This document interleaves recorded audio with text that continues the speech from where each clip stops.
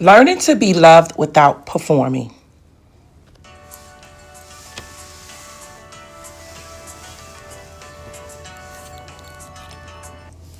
Hey, pursuers.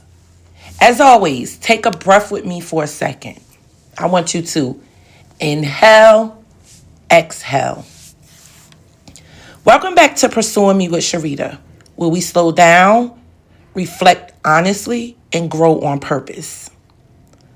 We've been having a very real conversation these last couple weeks. First, we asked, who are you when no one needs you? Then we asked, when did being needed become your identity? And today, we're going somewhere a little more tender. Because once you realize you tied your worth to being useful, the next question becomes, can you be loved without performing? Can you be valued without overextending? Can you belong without carrying everything? That's what we're talking about today. When you spent years being the strong one, the reliable one, the responsible one, it can feel uncomfortable just being you. It can feel very uncomfortable because just being feels passive. It feels unproductive. It feels exposed. You're used to earning your place in the rooms. You're used to anticipating needs, fixing tension, holding space, holding weight. And somewhere along the way, your nervous system connected love with usefulness, approval with performance, safety with over functioning. So when you're not doing something for someone, it can feel like you're fading, like you're not as valuable, like you're not, like you might not be seen, like you're being overlooked. And that fear, it doesn't mean you're needy. It means you were conditioned. But here's the truth. Real love doesn't require you to do an audition. You feel me? Real connection doesn't require you to exhaust yourself. And real belonging isn't built on what you carry. It's built on who you are. But if you've never experienced that consistently, your body might not believe it yet. And healing isn't just mental, it's psychological. You have to teach your nervous system that you are safe, even when you're not performing. I know, again, I've spoken in a previous episode where I used to feel like I wasn't productive if I wasn't busy. I used to feel like if I'm resting, I'm not being productive. And that was just something that I conditioned myself into believing and thinking. But it wasn't real. Guys, this might look like letting someone help you without immediately trying to repay them. Saying I'm tired instead of pushing through. Not volunteering for every responsibility just because you can handle it.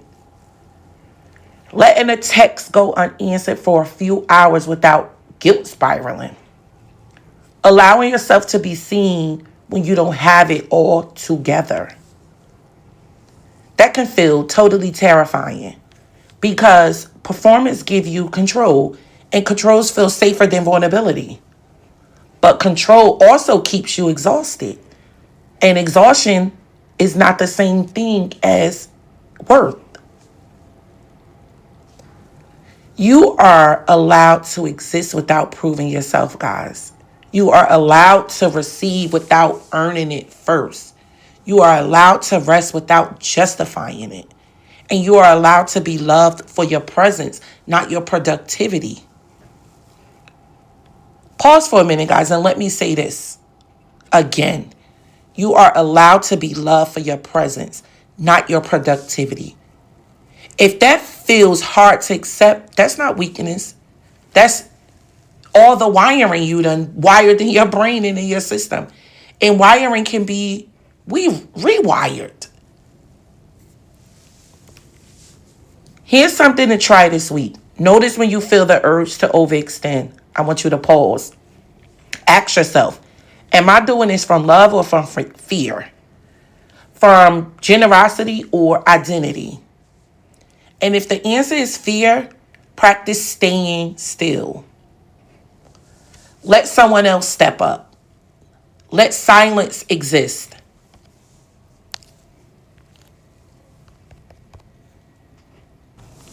Let yourself be enough without adding anything. That's growth, not loud growth, not flashy growth, but regulated growth, secure growth, sustainable growth. Guys, I'm telling you, I am speaking from experiencing, from my own testimony and from my own journey. It's okay to be still. It's okay to allow someone else to step up. It's okay to rest. It's okay to ignore the phone calls. It's okay. That is a part of growth and being still and standing still for self. So you can, when you want to stand up for someone else, when you want to be that go-to person for someone else, you can without feeling drained and exhausted. So pursuers, if you've been a strong one for a long time, I want you to hear this clearly. You don't have to shrink to rest. You don't have to disappear to stop performing. And you don't have to carry everything to deserve love. The work now is becoming more impressive. It's becoming more honest. And learning that you are worthy even when you're not needed. Understand that. Understand that. And I'm going to repeat that. Learning that you are worthy even when you're not needed. Guys, if this episode resonated with you this week, sit with it in your journal this week. Write this question at the top of your page. Where am I still performing for love? And be gentle with whatever comes up, because awareness isn't shame, it's freedom. So guys, as always, keep becoming, decide, commit, and pursue. And until next time, keep on working because the work is working. Peace.